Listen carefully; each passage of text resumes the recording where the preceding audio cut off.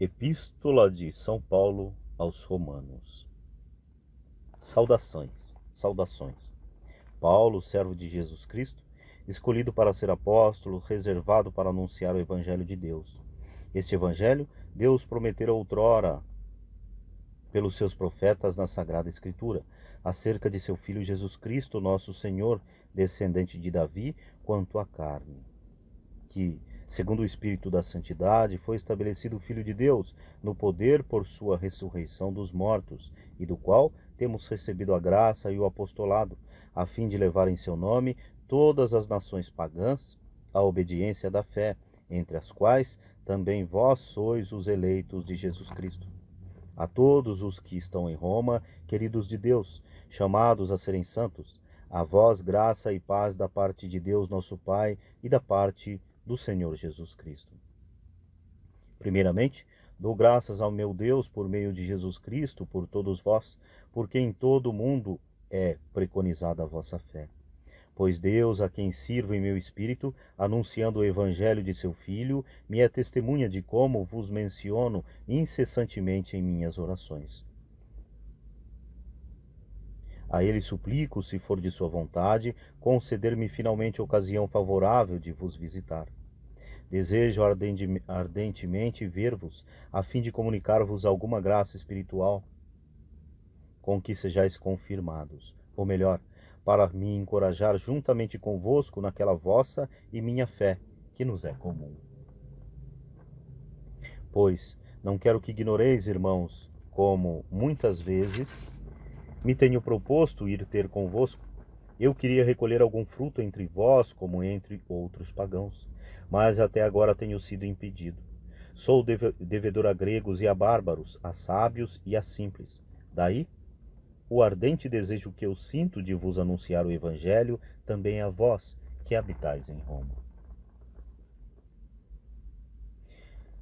A ira de Deus se manifesta do alto do céu contra toda a impiedade e perversidade dos homens, que pela justiça aprisionam a verdade.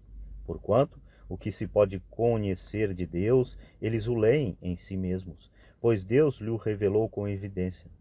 Desde a criação do mundo, as perfeições invisíveis de Deus, o seu sempiterno poder de divindade, se tornam visíveis à inteligência por suas obras, de modo que não se podem excusar. Porque, conhecendo a Deus, não o glorificaram como Deus, nem lhe deram graças. Pelo contrário, extraviaram-se em seus vãos pensamentos e se lhes obscureceu o coração insensato. Pretendendo-se sábios, tornaram-se estultos. Mudaram a majestade de Deus incorruptível em representações e figuras de homem corruptível, de aves, quadrúpedes e répteis. Por isso, Deus os entregou aos desejos dos seus corações, à imundície, de modo que desonraram entre si os próprios corpos. Trocaram a verdade de Deus pela mentira e adoraram e serviram a criatura em vez do Criador, que é o bendito pelos séculos. Amém. Por isso, Deus os entregou a paixões vergonhosas, as suas mulheres mudaram as relações naturais em relação contra a natureza.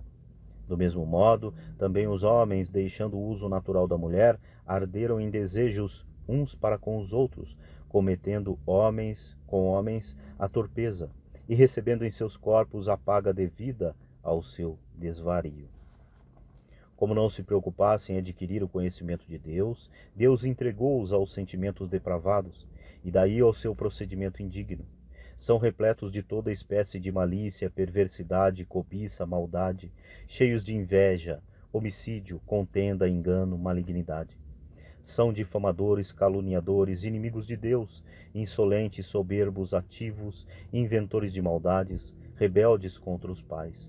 São insensatos, desleais, sem coração, sem misericórdia. Apesar de conhecerem o justo decreto de Deus, que considera dignos de morte aqueles que fazem tais coisas, não somente as praticam, como também aplaudem os que as cometem. Assim, és inexcusável, ó homem, quem quer que sejas, que te arvoras em juiz. Naquilo que julgas a outrem, a ti mesmo te condenas, pois tu que julgas fazes as mesmas coisas que eles. Ora, sabemos que o juízo de Deus contra aqueles que fazem tais coisas corresponde à verdade. Tu, ó homem, que julgas os que praticam tais coisas, mas as cometes também, pensas que escaparás do juízo de Deus? Ou desprezas as riquezas da sua bondade, tolerância e longanimidade, desconhecendo que a bondade de Deus te convida ao arrependimento? Mas, pela tua obstinação e coração impenitente, vais acumulando ira contra ti, para o dia da cólera e da revelação do justo, juízo de Deus, que retribuirá a cada um segundo as suas obras. A vida eterna aos que perseveram em fazer o bem, buscam a glória, a honra e a imortalidade, mas ira e indignação aos costumazes, rebeldes da verdade e seguidores do mal. Tribulação e angústia sobrevirão a todo aquele que pratica o mal, primeiro ao judeu e depois ao grego. Mas glória, honra e paz a todo aquele que faz o bem, primeiro ao judeu e depois ao grego. Porque diante de Deus não há distinção de pessoas. Todos os que sem lei pecaram, sem aplicação da lei, perecerão. E quantos pecaram sob o regime da lei, pela lei serão julgados. Porque diante de Deus não são justos os que ouvem a lei, mas serão tidos por justos os que praticam a lei. Os pagãos que não têm a lei, fazendo naturalmente as coisas que são da lei, embora não tenham a lei, a si mesmos servem a lei. Eles mostram que o objeto da lei está gravado nos seus corações, dando-lhes testemunho à sua consciência, bem como os teus raciocínios, com os quais se acusam ou se excusam mutuamente. Isso aparecerá claramente no dia em que, segundo o seu evangelho, Deus julgar as ações secretas dos homens, por Jesus Cristo. Aqui fica bem claro para a gente nessa passagem que mesmo a pessoa que não tem conhecimento da lei, ela sabe o que é certo e o que é errado, ou seja, a lei do que é certo e o que é errado está gravada naturalmente na mente e no coração do ser humano. Então não adianta a pessoa fazer, eu estou fazendo isso errado, mas eu não sabia que é errado. Então, a gente já tem essa gravação naturalmente do que é errado no nosso coração. Foi isso que eu entendi nessa passagem. Mas tu, que és chamado judeu e te apoias na lei, e te glorias de Deus, tu que conheces a sua vontade e instruído pela lei, sabes aquilatar a diferença das coisas, tu que te ufanas de ser guia dos cegos, luzeiro dos que estão em trevas, doutor dos ignorantes, mestre dos simples, porque encontras na lei a regra da ciência e da verdade, tu que ensinas aos outros, não te ensinas a ti mesmo? Tu que pregas que não se deve furtar, furtas. Tu que dizes que não se deve adulterar, adulteras. Tu que abominas os ídolos, pilhas os seus templos. Tu que te glorias da lei, desonras a Deus pela transgressão da lei. Porque assim fala a Escritura: por vossa causa o nome de Deus é blasfemado entre os pagãos. A circuncisão em verdade é proveitosa se guardares a lei. Mas se fores transgressor da lei, serás com tua circuncisão um mero incircunciso. Se, portanto, o incircunciso observa os preceitos da lei, não será ele considerado como incircunciso, apesar de sua incircuncisão? Aqui Deus está dizendo que, independente a circuncisão na época antiga, antes do Novo Testamento, no Antigo Testamento, era o batismo. Só que está dizendo que nada adianta você se circuncidar, ou seja, se batizar e não seguir a lei. Para Deus você será considerado um não batizado, ou seja, um pagão. Ainda mais, o incircunciso de nascimento, cumprindo a lei, te julgará que, com a letra e com a circuncisão, és transgressor da lei. Não é verdadeiro judeu o que é exteriormente, nem verdadeira circuncisão a que parece exteriormente na carne. Mas é judeu o que é interiormente a verdadeira circuncisão, é a do coração, segundo o espírito da lei, e não segundo a letra. Tal judeu recebe o louvor não dos homens, e sim de Deus. Aqui falando nos judeus, mas citando também que mesmo a pessoa não sendo circuncidada, ou seja, batizada, e se seguir as leis de Deus, tiver o coração bom, o coração puro, enfim, o que está gravado no nosso coração como sendo certo, ele está seguindo as leis de Deus, de uma maneira ou de outra ele estará seguindo. Então aqui diz nas entrelinhas que não adianta simplesmente conhecer, mas sim praticar. Em que então se avantaja o judeu? Ou qual é a utilidade da circuncisão? Muita em todos os aspectos, principalmente porque lhes foram confiados os oráculos de Deus. Mas então, se alguns deles não foram fiéis, acaso a sua infidelidade destruirá a fidelidade de Deus? De modo algum, porque Deus há de ser reconhecido como veraz, e todo homem como mentiroso, segundo está escrito. Mas serás reconhecido justo nas tuas palavras, e vencerás, quando julgares, conforme Salmo 56. Porquanto, ou melhor, portanto, se a nossa justiça realça a justiça de Deus, que diremos então? Para falar como os homens, não é injusto. Deus, quando descarrega a sua cólera? Certo que não. De outra maneira, como julgaria Deus o mundo? Mas se a verdade de Deus brilha ainda mais para a sua glória, por minha mentira, por que serei eu ainda julgado pecador? Então, por que não faríamos o mal para que dele venha o bem? Expressão que os caluniadores falsamente nos atribuem. É justo que estes tais sejam condenados. E então, avantajamo-nos a eles? De maneira alguma, pois já demonstramos que judeus e gregos estão todos sob domínio do pecado, como está escrito. Não há nenhum justo, não sequer um. Não há um só que tenha inteligência, um só que busque a Deus. Extraviaram-se todos e todos se perverteram. Não há quem faça o bem, não há sequer um, conforme Salmos 13, 1 e seguintes. A sua garganta é um sepulcro aberto, com as suas línguas enganam, veneno de áspide está debaixo dos seus lábios. Salmos 5, 10, 139, 4. A sua boca está cheia de maldição e amargor. Salmos 9, 28. Os seus pés são velozes para derramar sangue, há destruição e ruína nos seus caminhos, e não conhecem o caminho da paz. Isaías 59, 7. Não há temor a Deus diante dos seus olhos. Salmos 35, 2.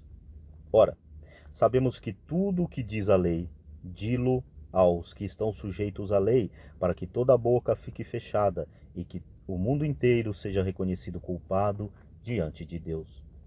Porquanto, pela observância da lei, nenhum homem será justificado diante da lei, porque a lei se limita a dar o conhecimento do pecado. A justiça de Deus dá a vida a todos os homens. Mas agora, sem o concurso da lei, manifestou-se a justiça de Deus, atestado pela lei e pelos profetas. Esta é a justiça de Deus pela fé em Jesus Cristo, para todos os fiéis, pois não há distinção, com efeito, todos pecaram e todos estão privados da glória de Deus. E se são justificados gratuitamente por sua graça, tal é a obra da redenção, realizada em Jesus Cristo. Deus o destinou para ser, pelo seu sangue, vítima de propiciação mediante a fé. Assim, ele manifesta a sua justiça, porque no tempo de sua paciência ele havia deixado sem castigo os pecados anteriores. Assim, digo eu, ele manifesta a sua justiça no tempo presente, exercendo a justiça e justificando aquele que tem fé em Jesus. Onde está, portanto, o motivo de se gloriar? Foi eliminado por qual lei? Pela das obras?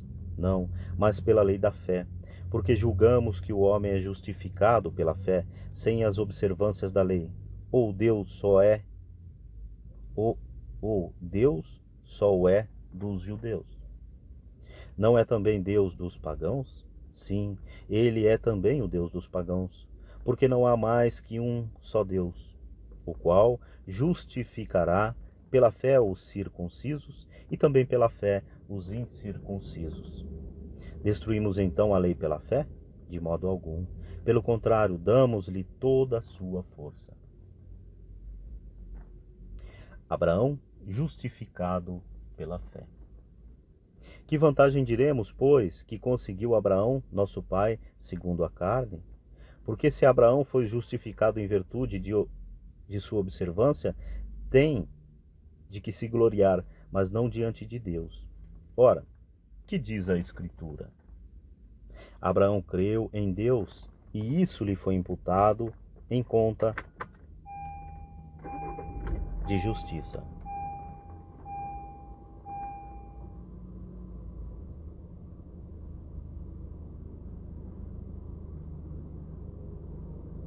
Conforme Gênesis 15:6. Ora, o salário não é gratificação, mas uma dívida ao trabalhador. Mas aquele que sem obra alguma crê naquele que justifica o ímpio, a sua fé lhe é imputada e em conta de justiça. É assim que Davi proclama: bem-aventurado o homem a quem Deus atribuiu justiça, independentemente de suas obras. Bem-aventurados aqueles cujas iniquidades foram perdoadas e cujos pecados foram cobertos. Bem-aventurado ao homem qual o Senhor não imputou o seu pecado.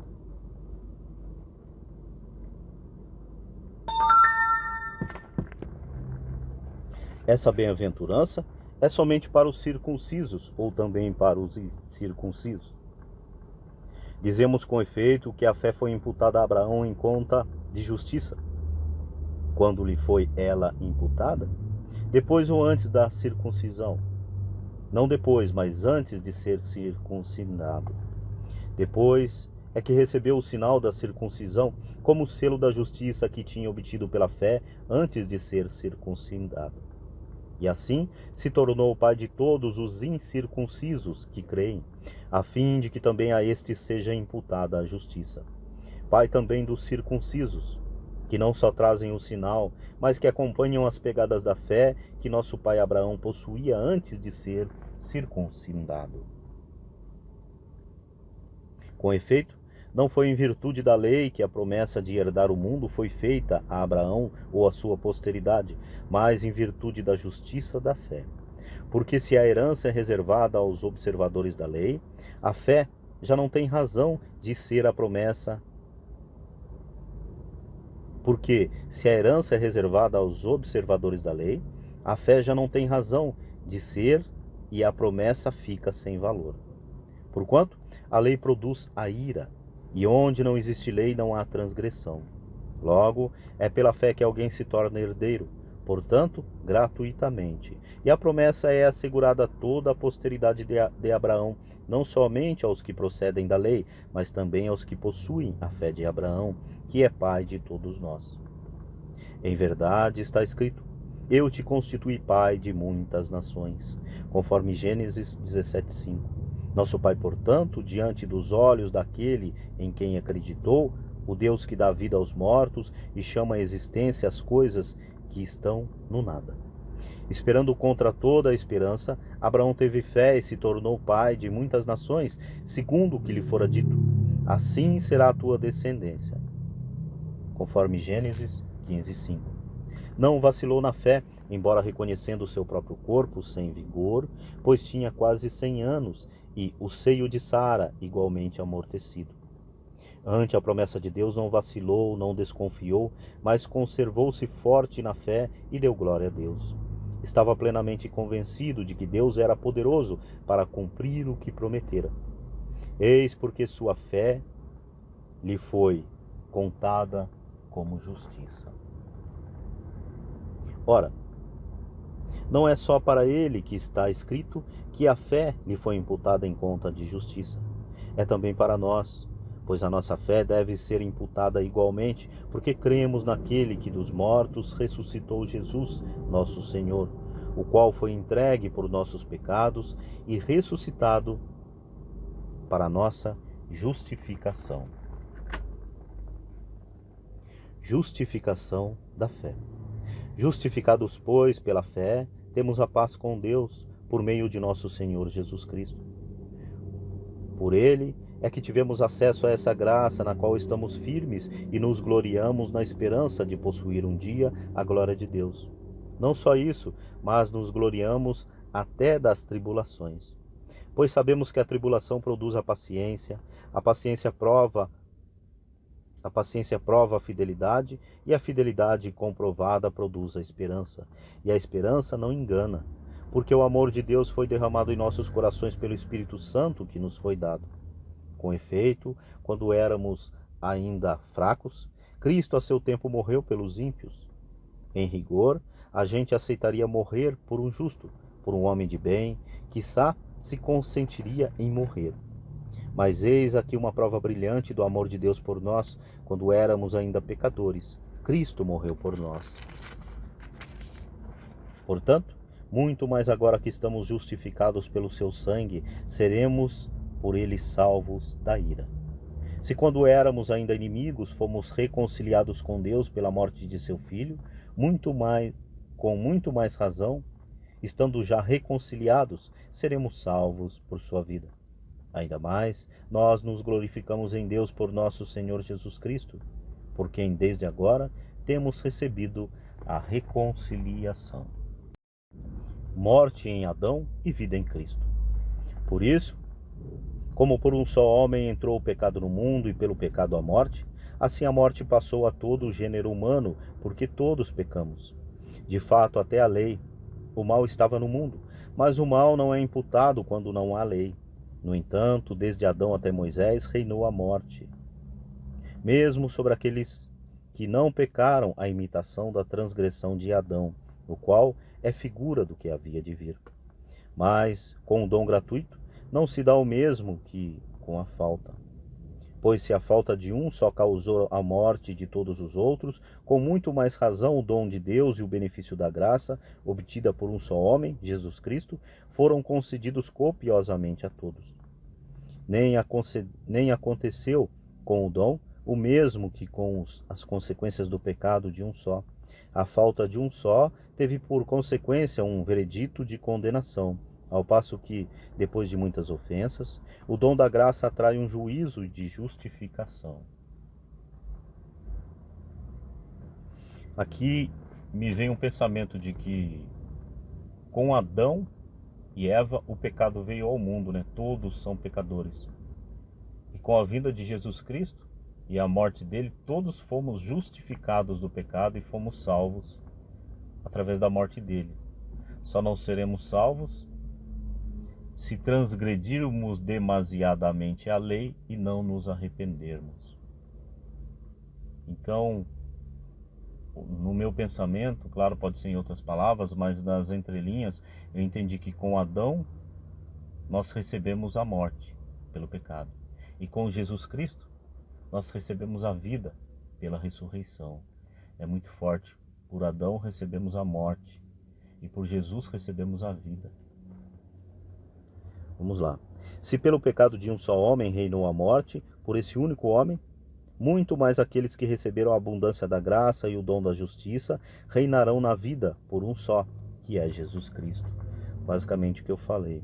Portanto, como pelo pecado de um só a condenação se estendeu a todos os homens, assim por um único ato de justiça recebem todos os homens a justificação que dá a vida.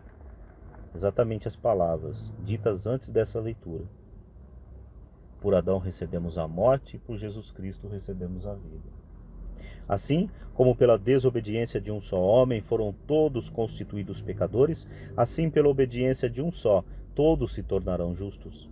Sobreveio a lei para que abundasse o pecado, mas onde abundou o pecado, superabundou a graça. Assim como o pecado reinou para a morte, assim também a graça reinaria pela justiça para a vida eterna, por meio de Jesus Cristo, nosso Senhor. Morte e vida com Jesus Cristo.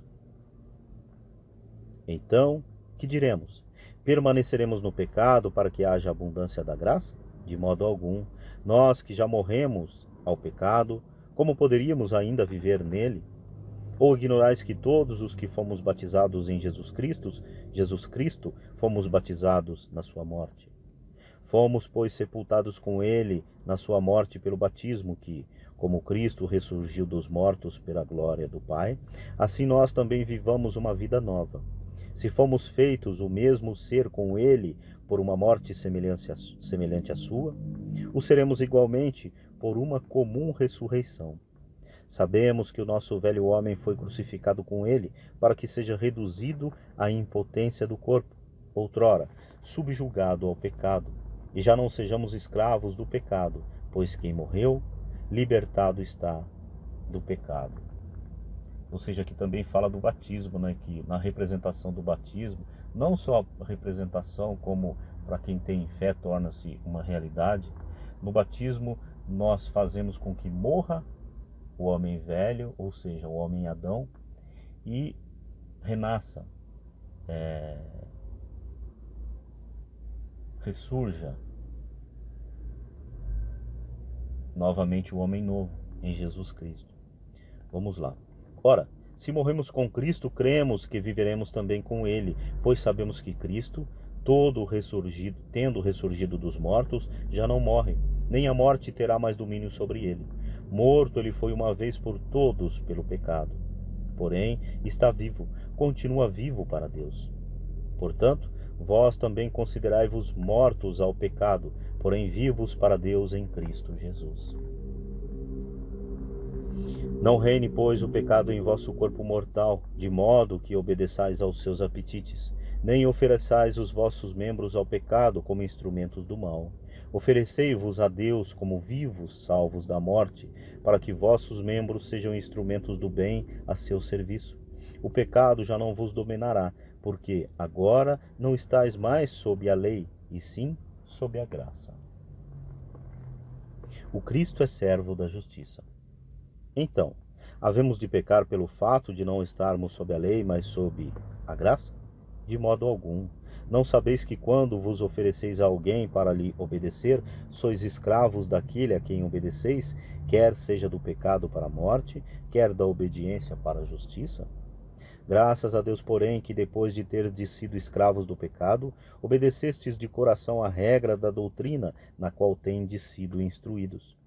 E libertados do pecado, vos tornastes servos da justiça. Vou-me servir da linguagem corrente entre os homens, por causa da fraqueza da vossa carne. Pois, como pusestes os vossos membros a serviço da impureza e do mal para cometer a iniquidade, assim, ponde agora os vossos membros a serviço da justiça para chegar à santidade. Quando éreis escravos do pecado, éreis livres a respeito da justiça. Que frutos produzíeis, então? Frutos dos quais agora vos envergonhais. O fim deles é a morte. Mas agora, libertados do pecado e feitos servos de Deus, tendes por fruto a santidade, e o termo é a vida eterna. Porque o salário do pecado é a morte, enquanto o dom de Deus é a vida eterna em Cristo Jesus, nosso Senhor. O Cristo é livre das entraves da lei. Ignorais, irmãos, falo aos que têm conhecimentos jurídicos, que a lei só tem domínio sobre o homem durante o tempo que viver? Assim, a mulher casada está sujeita ao marido pela lei enquanto ele vive, mas se o marido morre, fica desobrigada da lei que a ligava ao marido. Por isso, enquanto viver o marido, se tornar mulher de outro homem, será chamada adúltera. Porém, morrendo o marido, fica desligada da lei, de maneira que, sem se tornar adúltera, poderá casar-se com outro homem. Assim, meus irmãos, também vós estáis mortos para a lei pelo sacrifício do corpo de Cristo, para assim, meus irmãos, também vós estáis mortos para a lei pelo sacrifício do corpo de Cristo, para pertencerdes a outrem, aquele que ressuscitou dentre os mortos, a fim de que demos frutos para Deus. De fato, quando estávamos na carne, as paixões pecaminosas despertadas pela lei operavam em nossos membros, a fim de frutificarmos para a morte. Agora, mortos para essa lei, que nos mantinha sujeitos, dela nos temos libertado, e nosso serviço realiza-se conforme a renovação do Espírito, e não mais sob a autoridade envelhecida da terra. Morte do homem velho e vida em espírito. A letra mata. Que diremos então? Que a lei é pecado? De modo algum. Mas eu não conheci o pecado, senão pela lei. Porque não teria ideia da concupiscência se a lei não dissesse, não cobiçarás, conforme Êxodo 20:17. Foi o pecado, portanto, que, aproveitando-se da ocasião, que lhe foi dada pelo preconceito, excitou em mim todas as concupiscências, porque sem lei o pecado está morto. Ou seja, precisa existir lei para que exista pecado. Embora o pecado esteja intrínseco dentro do nosso coração, nós sabemos o que é certo e o que é errado, independente de conhecermos a lei. Mas é claro que a lei, ela fortifica ainda mais a sabedoria do que é pecado. Quando eu estava sem lei, eu vivia, mas sobrevindo o preceito, o pecado recobrou vida e eu morri.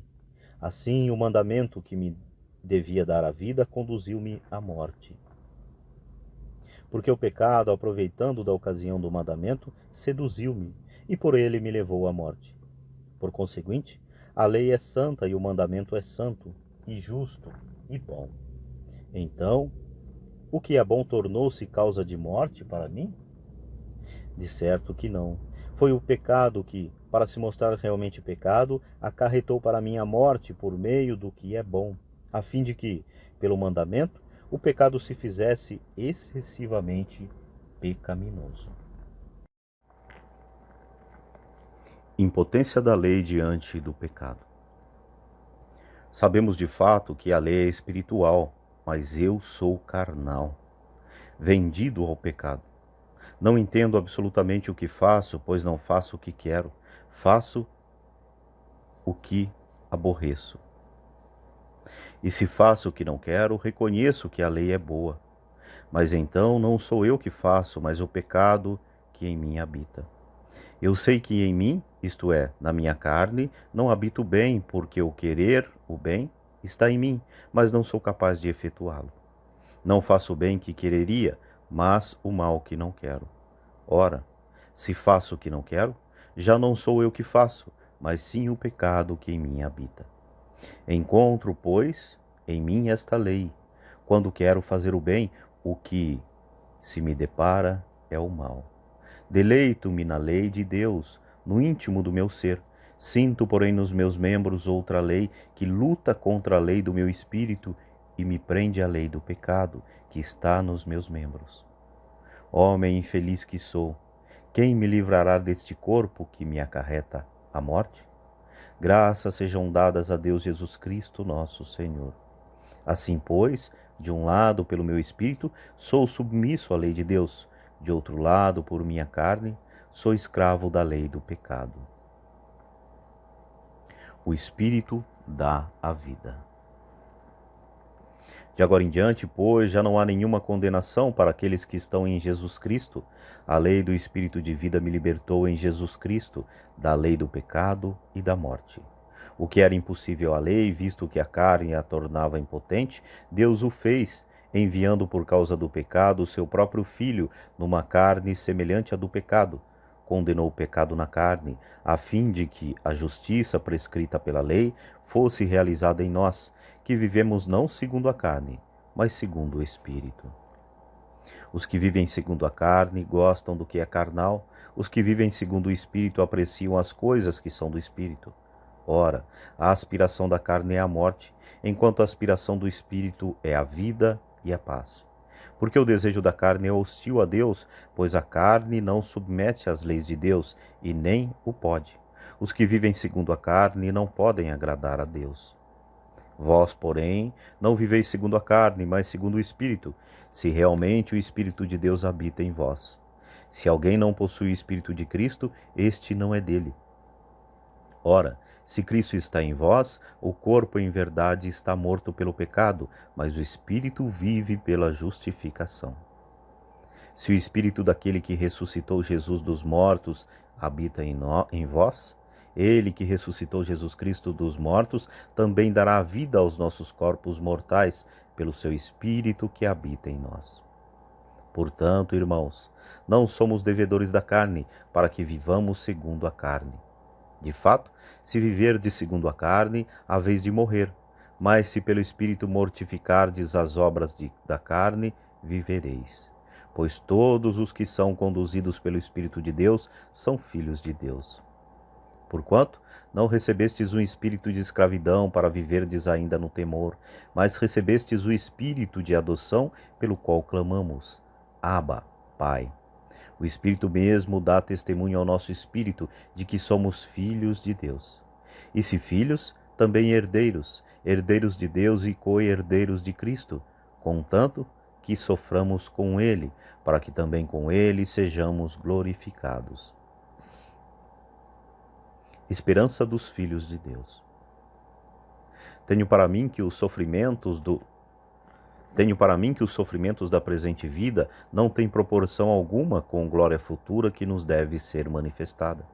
Por isso, a criação aguarda ansiosamente a manifestação dos filhos de Deus, pois a criação foi sujeita à vaidade, não voluntariamente, mas por vontade daquele que a sujeitou.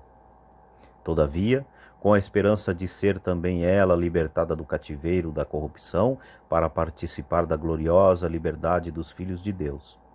Pois sabemos que toda a criação geme e sofre como que dores de parto até o presente dia. Não só ela, mas também nós, que temos as primícias do Espírito, gememos em nós mesmos, aguardando a adoção, a redenção do nosso corpo, porque pela esperança é que fomos salvos. Ora, ver o objeto da esperança já não é esperança, porque o que alguém vê, como é que ainda o espera? Nós que esperamos o que não vemos, é impaciência que o aguardamos. Outro sim, o Espírito vem em auxílio à nossa fraqueza, porque não sabemos o que devemos pedir, nem orar como convém, mas o Espírito mesmo intercede por nós com gemidos inefáveis. E aquele que prescruta os corações sabe o que deseja o Espírito, o qual intercede pelos santos, segundo Deus. Predestinação, certeza da salvação. Aliás, sabemos que todas as coisas concorrem para o bem daqueles que amam a Deus, daqueles que são os eleitos segundo os seus desígnios. Aqui muito interessante, né? Meu comentário agora, a passagem dizendo que sabemos que todas as coisas concorrem para o bem daqueles que amam a Deus. Então todos que amam a Deus, mas não simplesmente pela palavra ou pela carne, porque estava sendo citado agora em leituras anteriores, que Deus se agrada com quem vive não pela carne, mas pelo Espírito. Então, quem vive pelo Espírito, ou seja, baseado no amor de Deus, quem vive pelo Espírito de Deus e não pela carne, todas as coisas vão concorrer para o bem deles, né, daqueles que amam a Deus e vivem pelo Espírito e não pela carne. É muito forte esse não o comentário, a passagem, né? Vamos lá. Os que ele distinguiu de antemão também os predestinou para serem conformes à imagem de seu Filho. Vamos voltar ao início da leitura para não ficar, depois do meu comentário, não ficar nada mal entendido. Predestinação, certeza da salvação. Aliás, sabemos que todas as coisas concorrem para o bem daqueles que amam a Deus, daqueles que são os eleitos segundo os seus desígnios. Os que ele distinguiu de antemão, também os predestinou para serem conformes à imagem de seu Filho, a fim de que este seja o primogênito entre uma multidão de irmãos. E aos que predestinou também os chamou, e aos que chamou também os justificou, e aos que justificou também os glorificou. Que diremos depois disso? Se Deus é por nós, quem será contra nós? Aquele que não poupou seu próprio Filho, mas que por todos nós o entregou, como não nos dará também com ele todas as coisas? Em comentário, se o Pai entregou seu próprio Filho a nós, como ele também não dará todas as coisas que o nosso espírito deseja? Quem poderia acusar os escolhidos de Deus? Deus que os justifica, quem os condenará? Cristo Jesus que morreu, ou melhor, que ressuscitou, que está à mão direita de Deus, é quem intercede por nós. O próprio Filho de Deus intercede por nós ao Pai, como diz essa palavra. Quem nos separará do amor de Cristo? A tribulação, a angústia, a perseguição, a fome, a nudez, o perigo? A espada? Realmente está escrito: por amor de ti somos entregues à morte o dia inteiro. Somos tratados como gado destinado ao matadouro. Salmos 43, 23. Mas em todas essas coisas somos mais que vencedores pela virtude daquele que nos amou. Pois estou persuadido de que nem a morte, nem a vida, nem os anjos, nem os principados, nem o presente, nem o futuro, nem as potestades, nem as alturas, nem os abismos, nem outra criatura nos poderá apartar do amor de Deus, nos poderá apartar do amor que Deus nos testemunha em Cristo Jesus, nosso Senhor. O amor de Deus por nós, por entregar o seu Filho amado e muitas outras coisas, é muito maior do que tudo isso que foi citado aqui anteriormente. Então nada nos apartará do amor de Deus. Muitas vezes a gente bloqueia esse amor de Deus para a nossa vida, nós bloqueamos. Mas o amor vem, mas nós bloqueamos e não deixamos ele entrar pelas nossas atitudes, né? Vamos lá. Desígnio de Deus a respeito de Israel. Tristeza do apóstolo. Digo a verdade em Jesus Cristo, não minto. A minha consciência me dá testemunho pelo Espírito Santo. Sinto grande pesar, incessante amargura no coração, porque eu mesmo desejaria ser reprovado, separado de Cristo, por amor de meus irmãos, que são do mesmo sangue que eu, segundo a carne. Eles são os israelitas. A eles foram dadas a adoção, a glória, as alianças, a lei, o culto, as promessas e os patriarcas. Deles descende Cristo, segundo a carne, a qual é, sobre todas as coisas, Deus bendito para sempre. Amém. Liberdade soberana do proceder divino.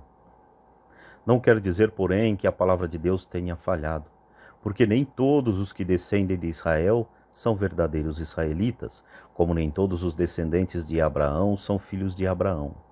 Mas é em Isaque que terá uma descendência que trará o teu nome, conforme Gênesis 21:12. Isto é, não são os filhos da carne que são filhos de Deus, mas os filhos da promessa é que serão considerados como descendentes. Realmente, a palavra da promessa está escrito: por este tempo viverei, e Sara terá um filho. Gênesis 18:10.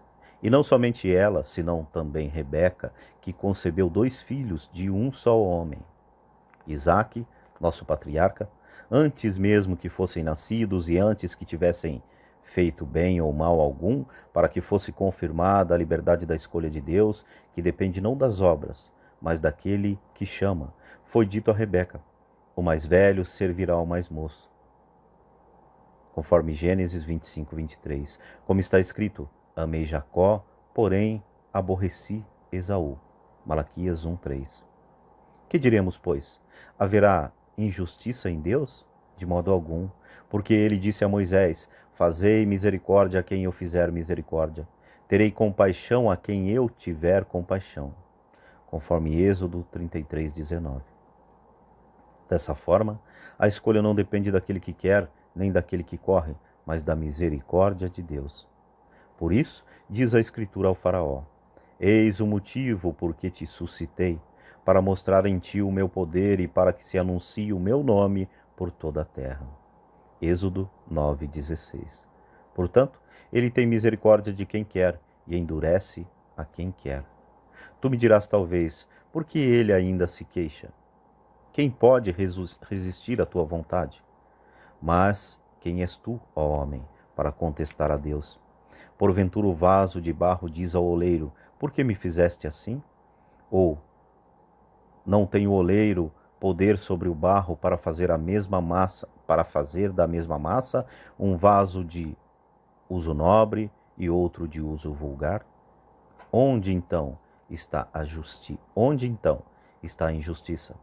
Em ter Deus, para mostrar a sua ira e manifestar o seu poder, suportado com muita paciência os objetos de ira preparados para a perdição, mostrando as riquezas da sua glória para com os objetos de misericórdia que, de antemão, preparou para a glória?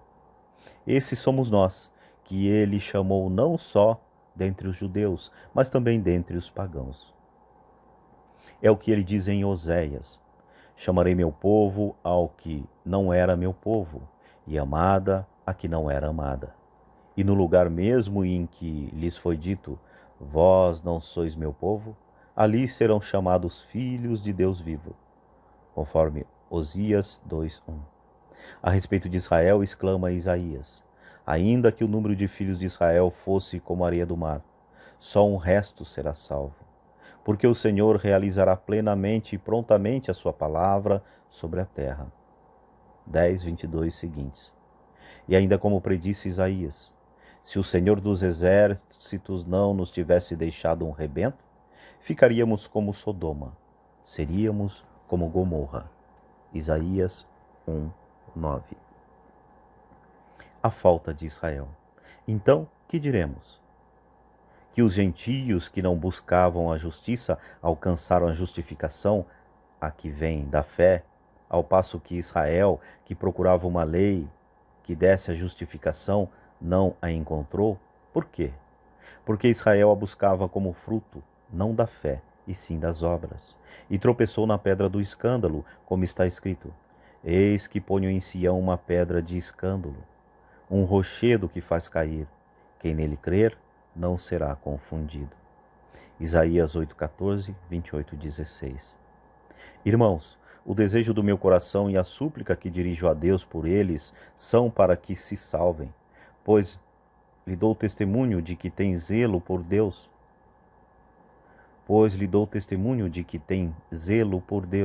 Mas um zelo sem discernimento.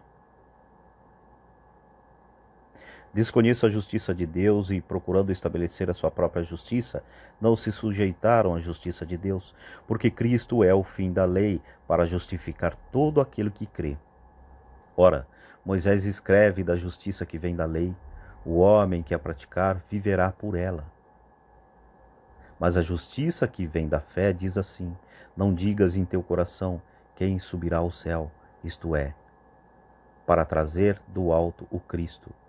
Quem descerá ao abismo, isto é, para fazer voltar Cristo dentre os mortos? Que diz ela, afinal? A palavra está perto de ti, na tua boca e no teu coração. Essa é a palavra da fé que pregamos.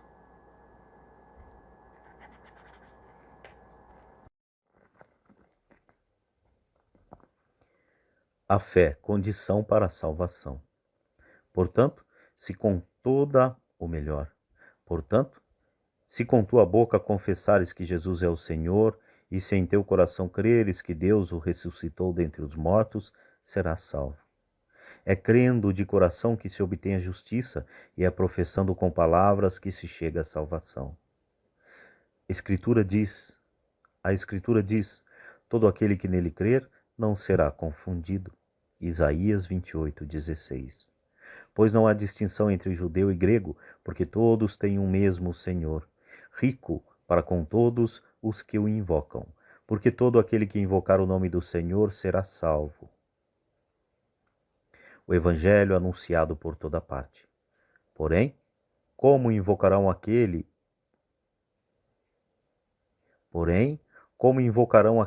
em quem não têm fé? E como crerão naquele de quem não ouviram falar? E como ouvirão falar se não houver quem pregue? E como pregarão se não forem enviados, como está escrito? Quão famosos são os pés daqueles que anunciam as boas novas. Mas não são todos que prestaram ouvido à boa nova.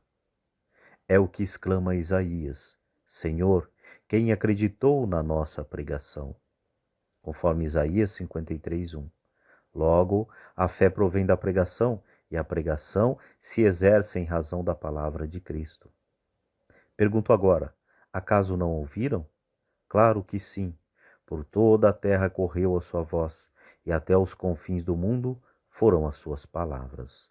Conforme Salmos 18:5. E pergunto ainda: acaso Israel não o compreendeu? Já Moisés lhe havia dito: eu vos despertarei ciúmes com um povo que não merece este nome. Eu vos provocarei a ira contra uma nação insensata. Conforme Deuteronômios 32:21. E Isaías se abalança a dizer: fui achado pelos que não me buscavam, manifestei-me aos que não perguntavam por mim. Isaías 65:1. Ao passo que, a respeito de Israel, ele diz: Todo dia estendi minhas mãos a um povo desobediente e teimoso. Isaías 65:2. A rejeição de Israel não é total. Pergunta então: acaso rejeitou Deus o seu povo? De maneira alguma, pois eu mesmo sou israelita, descendente de Abraão, da tribo de Benjamim. Deus não repeliu o seu povo, que ele de antemão distinguiu. Desconheceis o que narra a Escritura no episódio de Elias, quando este se queixava de Israel a Deus. Senhor, mataram vossos profetas, destruíram vossos altares, fiquei apenas eu, e ainda procuram tirar minha vida. 1 Romanos 19:10. Que lhe respondeu a voz divina? Reservei para mim 7.000 homens, que não dobraram o joelho diante de Baal. 1 Romanos 19:18. É o que continua a acontecer no tempo presente. Subsiste um resto, segundo a eleição da graça. E se é pela graça, já não é o pelas obras. De outra maneira, a graça cessaria de ser graça. Consequência? Que Israel não conseguiu o que procura. Os escolhidos, estes sim, o conseguiram. Quanto aos mais, foram obcecados, como está escrito. Deus lhes deu um espírito de torpor, olhos para que não vejam e ouvidos para que não ouçam, até o dia presente. Deuteronômios 29:3. Davi também o diz: a mesa se lhes torna em laço, em armadilha, em ocasião de tropeço, em justo castigo. A vista se lhes obscureça para não verem, dobra-lhes o espinhaço sem cessar. Salmos 68, 23 seguintes. A incredulidade de Israel, causa da salvação dos pagãos. Pergunto ainda: tropeçaram acaso para cair? De modo algum, mas sua queda tornando a salvação acessível aos pagãos. Incitou-os à emulação.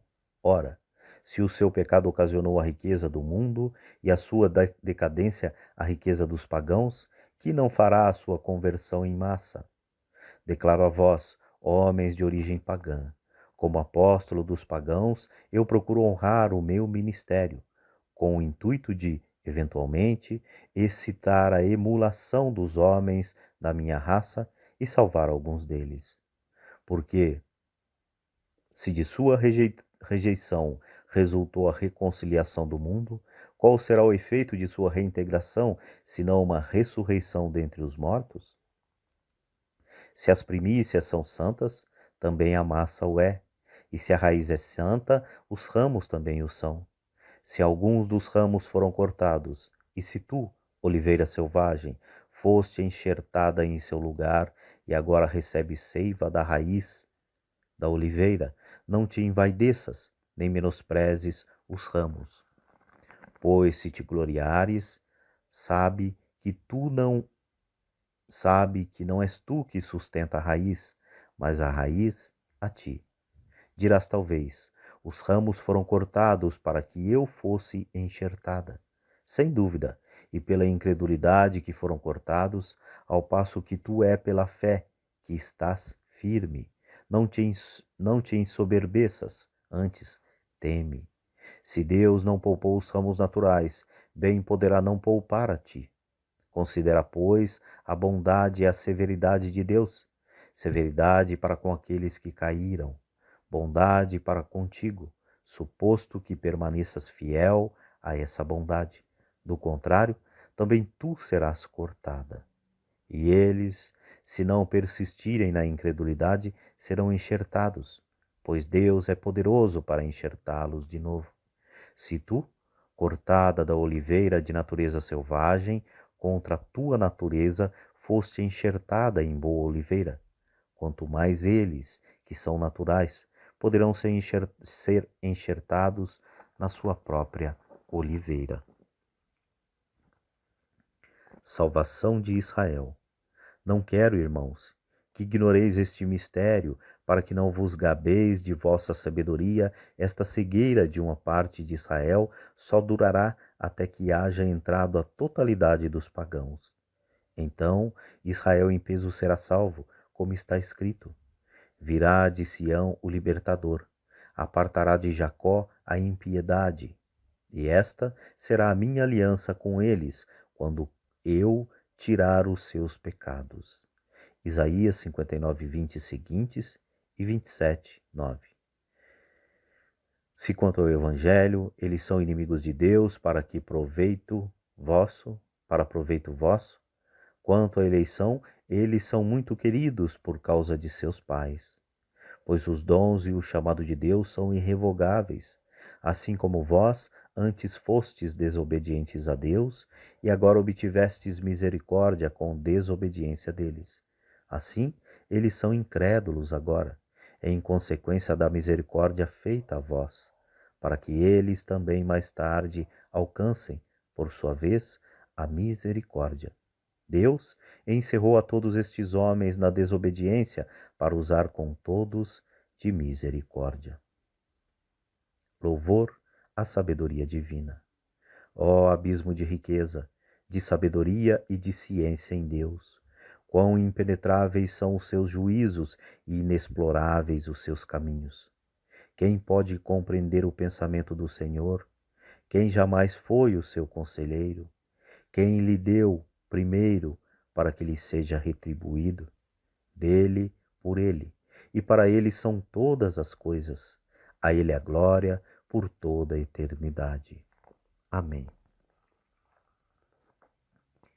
Conselhos e preceitos morais. Verdadeira religião. Eu vos exorto, pois, irmãos, pelas misericórdias de Deus, a oferecerdes vossos corpos em sacrifício vivo, santo, agradável a Deus. É este o vosso culto espiritual. Não vos conformeis com este mundo, mas transformai-vos pela renovação do vosso espírito, para que possais discernir qual é a vontade de Deus, o que é bom, o que lhe agrada e o que é perfeito. O bem comum, antes de tudo. Em virtude da graça que me foi dada, recomendo a todos e a cada um: não façam de si próprios uma opinião maior do que convém, mas um conceito razoavelmente modesto, de acordo com o grau de fé de Deus, de acordo com o grau de fé que Deus lhes distribuiu. Pois como em um só corpo temos muitos membros e a cada um dos nossos membros tem diferente função, assim nós, embora sejamos muitos, formamos um só corpo em Cristo. A cada um de nós é membro um do outro. Temos dons diferentes conforme a graça que nos foi conferida. Aquele que tem o dom da profecia, exerça-o conforme a fé. Aquele que é chamado ao ministério, dedique-se ao ministério. Se tem o dom de ensinar, que ensine. O dom de exortar, que exorte. Aquele que distribui as esmolas, faça-o com simplicidade. Aquele que preside, presida com zelo. Aquele que exerce a misericórdia, que o faça com afabilidade. Caridade fraternal. Que vossa caridade não seja fingida. Aborrecei o mal. Apegai-vos solidamente ao bem. Amai-vos mutuamente com afeição terna e fraternal. Adiantai-vos em honrar uns aos outros. Não relaxeis o vosso zelo. Sede fervorosos de espírito, servi ao Senhor. Sede alegres na esperança, pacientes na tribulação e perseverantes na oração. Socorrei as necessidades dos fiéis, esmerai-vos na prática da hospitalidade. Abençoai os que vos perseguem, abençoai-os e não os praguejeis. Alegrai-vos com os que se alegram, chorai com os que choram. Vivei em boa harmonia uns com os outros. Não vos deixeis levar pelo gosto das grandezas. Afeiçoai-vos com as coisas modestas, não sejais sábios aos vossos próprios olhos. Não pagueis a ninguém o mal com o mal, aplacai-vos a fazer o bem diante de todos os homens. Se for possível, quando depender de vós, vivei em paz com todos os homens. Não vos vingueis uns dos outros, caríssimos, mas deixai agir a ira de Deus, porque está escrito: a mim a vingança, a mim exercer a justiça, diz o Senhor. Deuteronômios 32, 35. Se o teu inimigo tiver fome, dá-lhe o de comer. Se tiver sede, dá-lhe de beber. Procedendo assim, amontoarás carvões em brasas sobre a sua cabeça. Não te deixeis vencer pelo mal, mas triunfa do mal com o bem. Submissão às autoridades. Cada qual seja submisso às autoridades constituídas, porque não há autoridade que não venha de Deus. As que existem foram instituídas por Deus. Assim, aquele que resiste à autoridade opõe-se à ordem estabelecida por Deus, e os que ela se opõem atraem sobre si a condenação. Em verdade, as autoridades inspiram temor, não, porém, a quem pratica o bem, e sim a quem faz o mal. Queres não ter o que temer à autoridade? Faze o bem e terás o seu louvor, porque ela é instrumento de Deus para o teu bem. Mas se fizeres o mal, teme, porque não é sem razão que leva a espada. É ministro de Deus para fazer justiça e para exercer a ira contra aquele que pratica o mal. Portanto, é necessário submeter-se, não somente por temor do castigo, mas também por dever de consciência. É também por essa razão que pagais os impostos, pois os magistrados são ministros de Deus, quando exercem pontualmente esse ofício. Pagai a cada um o que lhe compete, o imposto, a quem deveis o imposto, o tributo, a quem deveis o tributo, o temor e o respeito, a quem deveis o temor e o respeito. Amor mútuo. A ninguém fiqueis devendo coisa alguma, a não ser o amor recíproco, porque aquele que ama o seu próprio cumpriu toda a lei. Pois os preceitos não a ninguém fiqueis devendo coisa alguma, a não ser o amor recíproco, porque aquele que ama o seu próprio cumpriu toda a lei. Pois os preceitos: não cometerás adultério, não matarás, não furtarás, não cobiçarás, e ainda outros mandamentos que existam, eles se resumem nestas palavras: amarás o teu próximo como a ti mesmo. A caridade não pratica o mal contra o próximo, portanto, a caridade é o pleno cumprimento da lei. Vigilância e pureza. Isso é tanto mais importante porque sabeis em que tempo vivemos. Já é hora de despertardes do sono. A salvação está mais perto do que quando abraçamos a fé. A noite vai adiantada e o dia vem chegando. Despojemo-nos das obras das trevas e vistamo-nos das armas da luz. Comportemo-nos honestamente como em pleno dia. Nada de orgias, nada de bebedeira, nada de desonestidades, nem dissoluções, nada de contendas, nada de ciúmes. Ao contrário, revesti-vos do Senhor Jesus e não façais caso da carne, nem lhe satisfaçais os apetites. Dever de tolerância. Acolhei aquele que é fraco na fé com bondade, sem discutir as suas opiniões. Um crê poder comer de tudo, outro, que é fraco, só come legumes. Quem come de tudo não despreze aquele que não come. Quem não come não julgue aquele que come, porque Deus o acolhe do mesmo modo. Quem és tu para julgares o servo dos outros?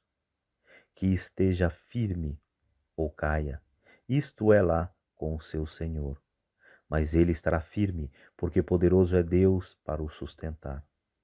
Um faz distinção entre dia e dia, outro, porém, considera iguais todos os dias. Cada um proceda segundo sua convicção. Quem distingue dia, age assim pelo Senhor. Quem come de tudo, o faz pelo Senhor, porque dá graças a Deus. E quem não come, abstém-se pelo Senhor, e igualmente dá graças a Deus. Nenhum de vós vive para si, e ninguém morre para si. Se vivemos, vivemos para o Senhor. Se morremos, morremos para o Senhor. Quer vivamos, quer morramos, pertencemos ao Senhor. Para isso é que morreu Cristo e retomou a vida, para ser o Senhor tanto dos mortos como dos vivos. Por que julgas, então, o teu irmão? Ou por que desprezas o teu irmão? Todos temos que comparecer perante o tribunal de Deus, porque está escrito: por minha vida, diz o Senhor, diante de mim se dobrará todo o joelho e toda língua dará glória a Deus. Isaías 45, 23. Assim, pois, cada um de nós dará conta de si mesmo a Deus. Evitar o escândalo dos fracos. Deixemos, pois, de nos julgar uns aos outros. Antes, cuidai em não pôr tropeço diante do vosso irmão ou dar-lhe ocasião de queda. Sei, estou convencido no Senhor Jesus de que nenhuma coisa é impura em si mesma, somente o é para quem a considera impura. Ora, se por uma questão de comida entristeces o teu irmão, já não vives segundo a caridade. Pela comida não causes a perdição daquele por quem Cristo morreu. Não venha tornar-se objeto de calúnia a tua vantagem. O reino de Deus não é comida nem bebida, mas justiça, paz e gozo no Espírito Santo. Quem deste modo serve a Cristo, agrada a Deus e goza de estima dos homens. Portanto, apliquemo-nos ao que contribui para a paz e para a mútua edificação. Não destruas a obra de Deus por questões de comida. Todas as coisas em verdade são puras, mas o que é mal para um homem é o fato de comer provocando um escândalo. Bom é não comer carne, nem beber vinho, nem outra coisa que para teu irmão possa ser uma ocasião de queda. Tens uma convicção, guarda para ti mesmo, diante de Deus. Feliz é aquele que não se condena a si mesmo no ato a que se decide. Mas aquele que come apesar de suas dúvidas, condena-se, por não se guiar pela convicção. Tudo o que não procede da convicção é pecado. Condescendência mútua. Nós, que somos os fortes, devemos suportar as fraquezas dos que são fracos e não agir a nosso modo. Cada um de vós procure contentar o próximo para o seu bem e sua edificação. Cristo não se agradou a si mesmo, pelo contrário, como está escrito: os insultos dos que vos ultrajam caíram sobre mim. Salmo 68, 10. Ora, tudo quanto outrora foi escrito para a nossa instrução, a fim de que pela perseverança e pela consolação que dão as Escrituras, tenhamos esperança. O Deus da perseverança e da consolação vos conceda o mesmo sentimento uns para com os outros, segundo Jesus Cristo, para que, com um só coração e uma só voz, glorifiqueis a Deus, Pai de nosso Senhor Jesus Cristo. Por isso, acolhei-vos uns aos outros como Cristo nos acolheu para a glória de Deus. Pois asseguro que Cristo exerceu seu ministério entre os incircuncisos, para manifestar a veracidade de Deus pela realização das promessas feitas aos patriarcas. Quanto aos pagãos, eles só glorificam a Deus em razão de sua misericórdia, como está escrito: por isso eu vos louvarei entre as nações e cantarei louvores ao vosso nome. No outro lugar diz: alegrai-vos, nações, com o seu povo. E ainda diz: louvai ao Senhor, nações todas, e glorificai-o todos os povos. Isaías também diz: da raiz de Jessé surgirá um rebento que governará as nações, nele esperarão as nações. Ó Deus da esperança, vos encha de toda alegria e de toda paz na vossa fé, para que pela virtude do Espírito Santo transbordeis de esperança. Comunicações pessoais. Ministério do apóstolo. Estou pessoalmente convencido, meus irmãos, de que estáis cheios de bondade, cheios de um perfeito conhecimento, capazes de vos admoestar uns aos outros. Se em parte vos escrevi com particular liberdade, foi para relembrar-vos.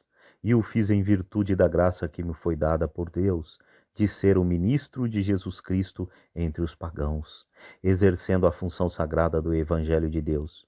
E isso para que os pagãos, santificados pelo Espírito Santo, lhes sejam uma oferta agradável. Tenho motivo de gloriar-me em Jesus Cristo no que diz respeito ao serviço de Deus, porque não ousaria mencionar ação alguma que Cristo não houvesse realizado por seu ministério, para levar os pagãos a aceitar o Evangelho, pela palavra e pela ação, pelo poder dos milagres e prodígios, pela virtude do Espírito.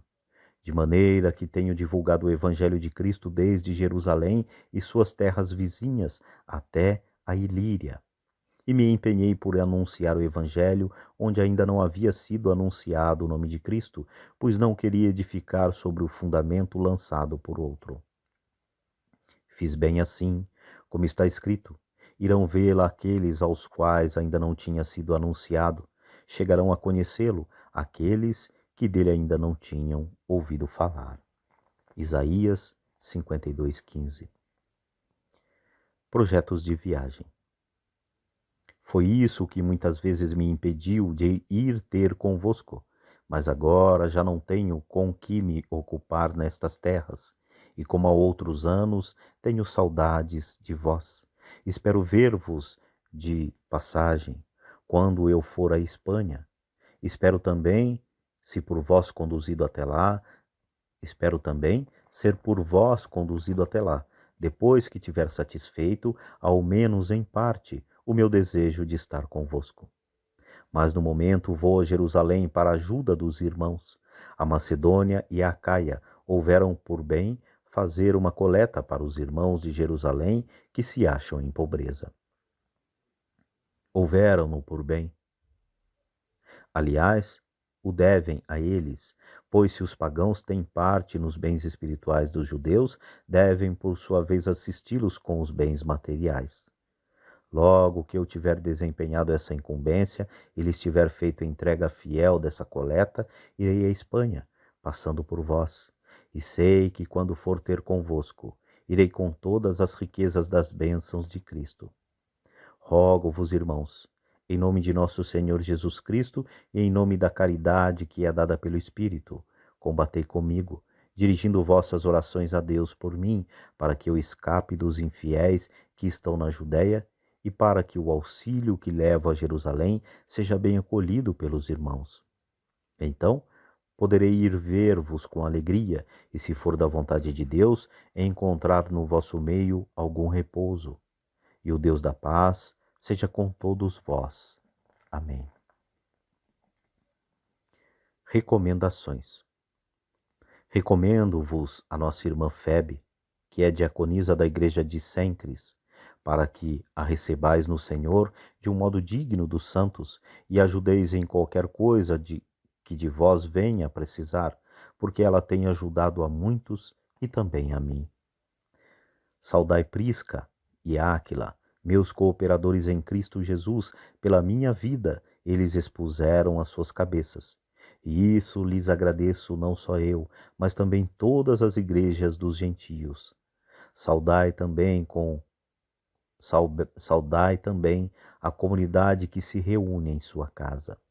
Saudai o meu querido Epênoto, que foi as primícias da Ásia para Cristo. Saudai Maria, que muito trabalhou por vós. Saudai Andrônico e Júnias, meus parentes e companheiros de prisão, os quais são muito estimados entre os apóstolos e se tornaram discípulos de Cristo antes de mim. Saudai Ampliato, amicíssimo meu do Senhor. Saudai Urbano, nosso colaborador em Cristo Jesus, e meu amigo Estaques. Saudai Apeles, aprovado em Cristo. Saudai aqueles que são da casa de Aristóbulo. Saudai Herodião, meu parente. Saudai os que são da família de Narciso, que estão no Senhor. Saudai Trifena e Trifosa, que trabalham para o Senhor. Saudai a estimada Pérside, que muito trabalhou para o Senhor. Saudai Rufo, escolhido no Senhor, e sua mãe, que considero como minha. Saudai Assíncrito, Flegonte, Hermes, Pátrobas, Hermas e os irmãos que estão com eles. Saudai Filólogo e Júlia, Nereu e sua irmã, Olímpio e todos os irmãos que estão com eles. Saudai-vos uns aos outros com ósculo santo. Todas as igrejas de Cristo vos saúdam. Rogo-vos, irmãos, que desconfieis daqueles que causam divisões e escândalos, apartando-se da doutrina que recebestes. Evitai-os. Esses tais não servem a Cristo nosso Senhor, mas ao próprio ventre. E com palavras adocicadas e linguagem lisonjeira enganam os corações simples. A vossa obediência se tornou notória em toda parte, razão porque eu me alegro a vosso respeito. Mas quero que estejais prudentes no tocante ao bem e simples no tocante ao mal. O Deus da paz, em breve não tardará a esmagar Satanás debaixo dos vossos pés. A graça de nosso Senhor Jesus Cristo esteja convosco. Saúdam-vos Timóteo, meu cooperador, Lúcio, Jasão e Sosípatro, meus parentes. Eu, Tércio, que escrevi esta carta, vos saúdo no Senhor. Saúda-vos Gaio, meu hospedeiro, e toda a igreja. Saúda-vos Erasto, tesoureiro da cidade, e Quarto, nosso irmão. Doxologia. Aquele que é poderoso para vos confirmar, segundo o meu evangelho, na pregação de Jesus Cristo, conforme a revelação do mistério, guardado em segredo durante séculos, mas agora manifestado por ordem do eterno Deus e por meio das escrituras proféticas, dado a conhecer a todas as nações, a fim de levá-las à obediência da fé. A Deus único, sábio, por Jesus Cristo, glória por toda eternidade. Amém. Estaremos no próximo áudio começando a primeira epístola dos Coríntios. Se este áudio e os demais têm lhe sido útil e você queira de alguma forma ajudar esse canal, até mesmo financeiramente, logo abaixo na descrição você encontrará a maneira de poder fazer isso, tá bom?